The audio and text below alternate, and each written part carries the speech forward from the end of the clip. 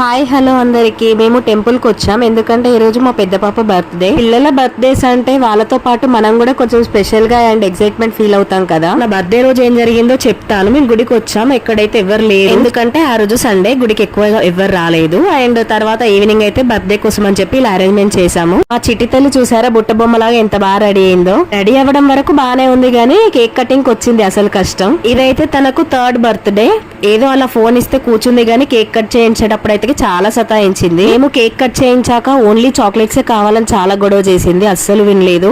Cake cut చేయించింది కానీ ఎవరికి నోట్లో తను పెట్టలేదు, తను పెట్టనివ్వలేదు.